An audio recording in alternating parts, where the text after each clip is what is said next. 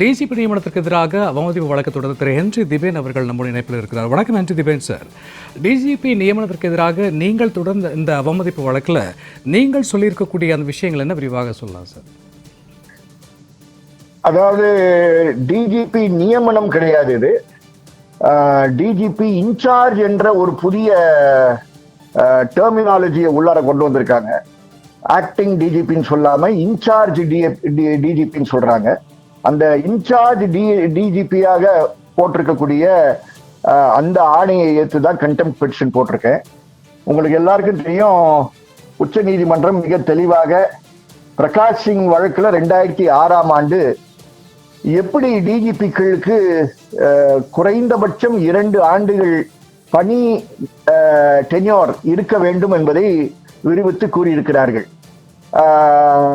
அதற்கு பின்பு மறுபடியும் 2019ஆம் ஆண்டு அதே பிரகாஷ் சிங் வழக்குல உச்ச நீதிமன்றம் இது போன்ற சம்பவங்கள் தொடர்ந்து வெவ்வேறு மாநிலங்களில் நடக்குது என்ற காரணத்திற்காக உரிய நேரத்தில் பரிந்துரைக்கப்பட்டிருக்கக்கூடிய டிஜிபிக்கு பதவிக்கு பரிந்துரைக்கப்பட்டிருக்கக்கூடிய அதிகாரிகளுடைய பெயரை உரித்த நேரத்தில் குறைந்தபட்சம் 3 மாதத்திற்கு முன்பு, இது இருக்கக்கூடிய டிஜிபி ரிட்டையர் ஆகிறதுக்கு 3 மாதத்திற்கு முன்பு அரசுகள் அனுப்பாத பட்சத்தில் அங்கே acting DGP, incharge DGP, ad hoc DGP என்று நியமனம் செய்கிறார்கள்.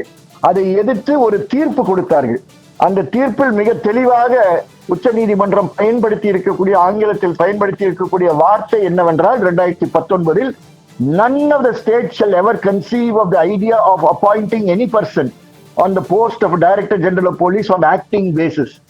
அதாவது எந்த மாநிலமும் இதை பற்றி ஒரு கனவு கூட காணக்கூடாது, இப்படி நாங்க அந்த அடாக் பேசிஸ்ல ஆக்டிங் பேசிஸ்ல நியமனம் செய்வோம் என்று உச்ச நீதிமன்றம் கூறியிருக்கு. இங்க தமிழகத்தில் முதல் பெஞ்ச்ல, சென்னையில சிஜே பெஞ்ச்ல 4ஆம் தேதி, ஆகஸ்ட் 4ஆம் தேதி ஒரு ரிட் மனு தாக்கல் செய்யப்பட்டது. அது முடிவுக்கு கொண்டு வரப்பட்டது.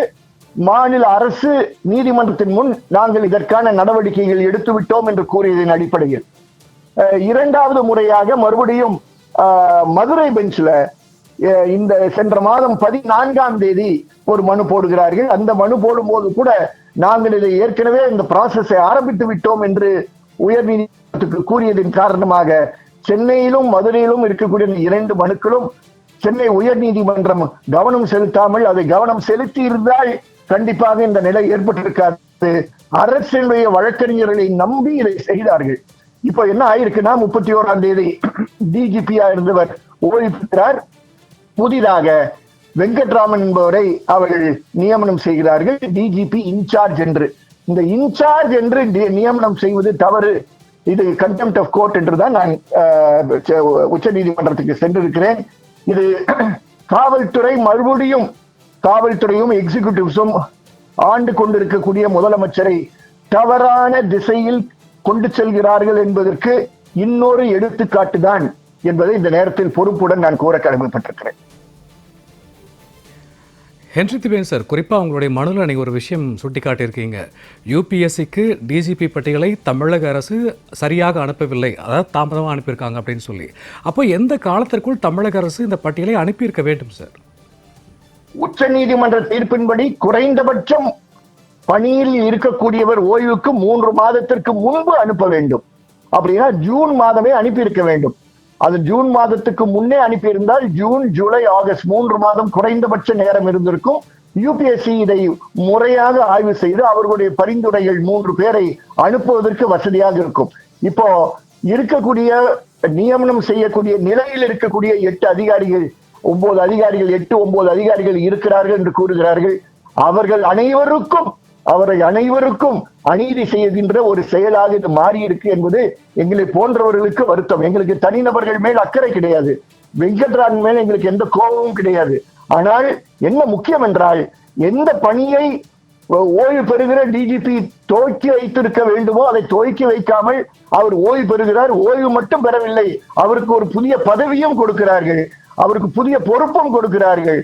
ஆனால் எந்த பொறுப்பில் அவர் இன்னொரு ஆளை நியமனம் செய்திருக்கிறோமோ அதற்கான பணியை 3 மாதத்திற்கு முன்பு ஆரம்பிக்கவில்லை என்ற குற்றச்சாட்டை அவர் மேலும் ஹோம் செக்ரட்டரி மேலும் நான் அந்த நேரத்தில் பொறுப்புடன் வைக்க கடமைப்பட்டிருக்கிறேன்.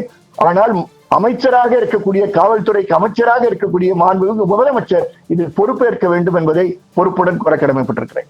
சார், நீங்கள் தொடர்ந்து இந்த மனு குறித்தான கூடுதல் கருத்துக்களோடு இணைப்பில் வந்தமைக்கு நன்றி ஹென்றி தீபன் சார். தேங்க்யூ. ரொம்ப நன்றி.